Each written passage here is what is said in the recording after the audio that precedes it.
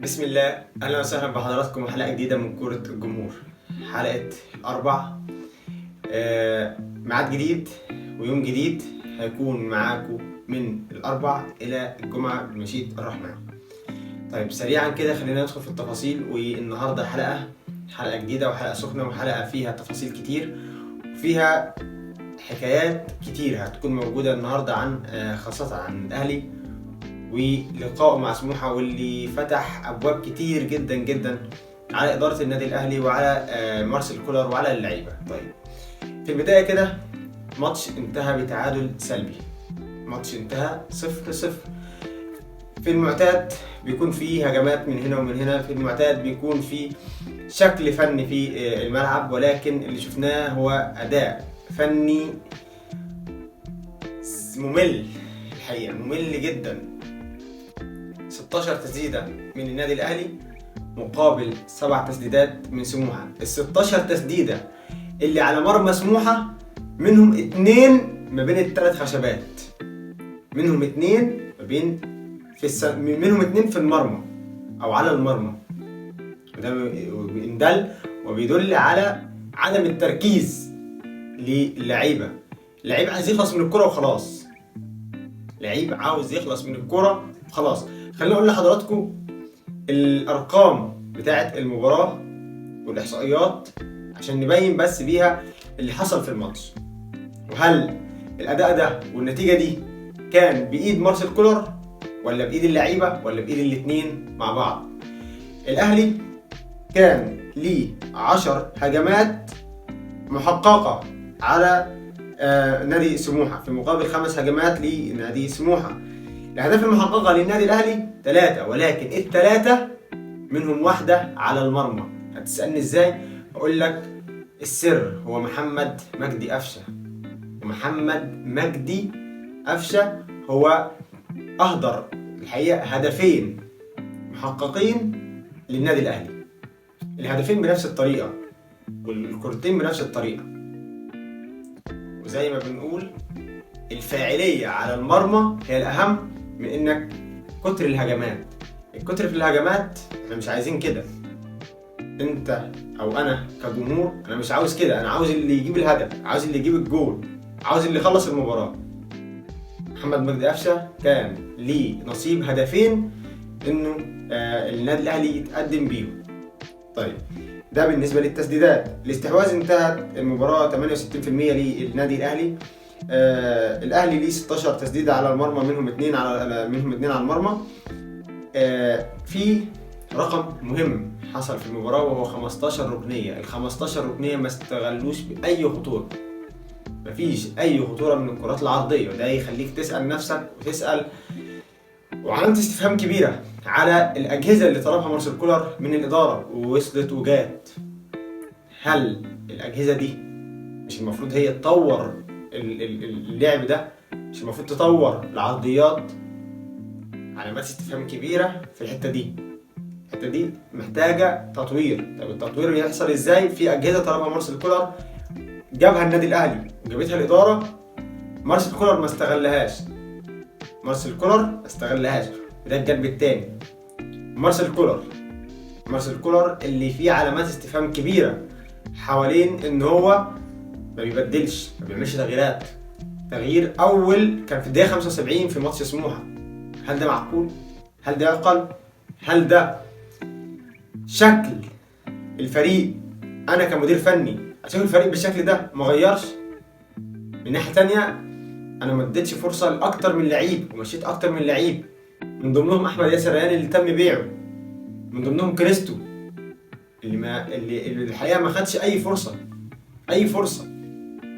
كريستو لعيب بجودة عالية جدا، مخدش أي فرصة مع الفريق. في لعيبة كتير جدا جدا ما تستحقش إن هي تكون موجودة في النادي الأهلي. خلينا نتكلم بصراحة، لعيبة كتير جدا ما تستحقش تكون موجودة في النادي الأهلي. طيب حتة ثالثة يعني للإدارة بقى. نيجي على الإدارة. هل ده المهاجم اللي الجماهير كانت هتموت على مهاجم؟ خلينا الكلمات بالعامية كده، كانت هتموت على مهاجم. 3 سنين الأهلي بيبحث عن مهاجم سوبر، والمعنى العامية كده احنا بنصوم ونفطر على بصل. مفيش مهاجم، احنا جايبين واحد مشطب كورة من الآخر، مشطب كورة، مفيش كورة، ما بيلعبش كورة. جايبين واحد ياخد قرشينات كده ويطلع يصيف يا باشا. مش لعيب كورة، ده مش لعيب كورة، مش اللعيب السوبر اللي احنا كنا مستنيينه من إدارة الأهلي. طيب حتة رابعة، هل هذا فريق الأهلي؟ هل هذا أين قائد النادي الأهلي؟ أين الكابتن؟ فين الكابتن؟ فين الكابتن اللي المفروض بيقود اللعيبة دي سواء داخل الملعب أو حتى في غرفة الملابس؟ في فقد للسيطرة تماما في داخل فريق النادي الأهلي حاليا. هتقول لي محمد الشناوي ليس بكابتن، مش كابتن، مش قائد للفريق، مش القائد اللي هو مثلا حسام غالي، مش اللي هو مثلا سيد عبد الحفيظ. يعني ده مدير كورة، حتة مدير الكورة رايح لها برضه، ولكن عدم وجود استقرار فني هو أول واحد ورقم واحد، هو عدم وجود كابتن للفريق. حتة 5 مدير الكورة، مع كامل الاحترام الكابتن خالد بيبو، لكن الكابتن خالد بيبو ليس بشخصية مدير الكورة. مدير الكورة اللي بيشخط وينطر سواء داخل الملعب أو في غرفة الملابس. في مدير كورة بيعطي عقوبات، سواء عقوبات مالية أو عقوبات إدارية أو حرمان من اللعب دون تدخل من المدير الفني. ولكن كابتن سيد عبد الحفيظ مشي بأسباب غير معروفة حتى الآن، وفي احتمالية كبيرة إنه يرجع، ولكن أنا بستبعد الحتة دي. والسبب هو إدارة الأهلي والطريقة والسيستم اللي بيدار بيه النادي الأهلي. التعادل كان بطعم الهزيمة، وهزيمة مرة. ليه؟ لأنه ده التعادل الثاني على التوالي في الدوري. التعادل ده بعنوان: هل تكون مباراة سموحة هي بداية النهاية لمارسيل كولر، أم تكون بداية الصحوة لفريق النادي الأهلي؟ ده كان مقدمة سريعة كانت لازم تتقال عن النادي الأهلي وأهم اللي بيحصل في النادي الأهلي. حصلت جلسة ما بين مارسيل كولر والكابتن محمود الخطيب النهاردة، اتقال فيها نصا كده عاوزين نعرف الأسباب اللي خلت النادي الأهلي بالشكل ده، ايه اللي نقدر نعمله كإدارة علشان الأهلي يرجع والفريق يرجع للشكل اللي كنا شايفينه في الموسم الماضي. وحصلت جلسة سرية ما بين الكابتن محمود الخطيب والكابتن خالد بيبو علشان الأهلي يرجع فريق مرعب زي السنة اللي فاتت. محتاج 3 أطراف موجودين في النادي الأهلي وفي الفرقة: 1 كابتن للفرقة، 2 مدير كورة، 3 جهاز فني مصري. وليس جهاز فني مصري بمعنى مدير فني، ولكن الجهاز المعاون يكون مصري. الجهاز المعاون يكون مصري من مدرب حراس أو غيره، عدم وجود جهاز فني أو جهاز معاون إداري مصري تسبب في أكتر من مشكلة، وأكترها هي اللقطة بتاعت المشجع اللي احنا شفناها امبارح. لقطة معبرة فيها أسرار كتير جدا. هل اللقطة دي مع عدم تدخل أي جهة مسؤولة سواء مدير الكورة أو غيره من الجهاز المعاون أو غيره من اللاعبين، في لقطة صارت جدل كتير جدا جدا. والحقيقة المشجع دايما هو الجهة الأكثر استحقاقا لأن هي تقول رأيها، لأن هو ما بيستفادش حاجة.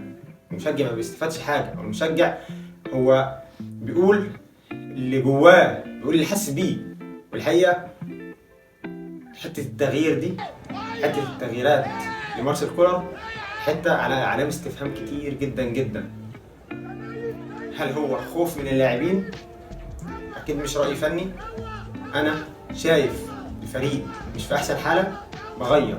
وصلت للدقيقة 80 ما غيرتش، في أسباب مش معروفة لحد دلوقتي، ولكن بنسبة كبيرة هي خوف من اللاعبين الحقيقة. وزي ما قلت، هل مباراة سموحة تكون بداية النهاية لمارسيل كولر أم لا؟ بعد الفاصل أخبار وتفاصيل مهمة في نادي الزمالك، استنوا. طيب منذ قليل انتهت مباراة نادي الزمالك وفيوتشر، واللي فاز فيها نادي الزمالك بثنائية مقابل لا شيء، وفوز مستحق ونقلة مهمة لكابتن معتمد جمال اللي بيفوز في 3 أشكال من البطولات: كاس وكونفدرالية ودوري.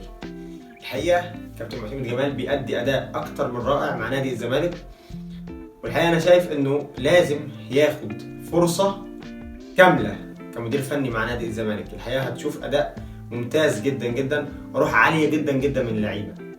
فوز مستحق، الشوط أول سيطرة كاملة من نادي الزمالك، شوط تاني بعد مناوشات من نادي فيوتشر، ولكن هو فوز مستحق 100% لنادي الزمالك.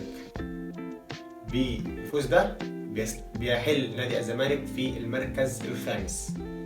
المركز الخامس مركز لا يليق بنادي الزمالك، ولكن إن شاء الله الاستفاقة جاية سواء لنادي الزمالك أو لأندية كتير جدا جدا، النادي الإسماعيلي أيضا، النادي الأهلي أيضا نتمنى له التوفيق في الفترة الجاية، لأنه معاه كأس عالم ومعاه بطولة أفريقية وغيره كتير جدا من البطولات. نتمنى التوفيق للأندية المصرية كلها إن شاء الله. ولكن نادي الزمالك في وجود كابتن معتمد جمال هو جاي بفكرة مدرب مؤقت، أثبت وجوده كمدير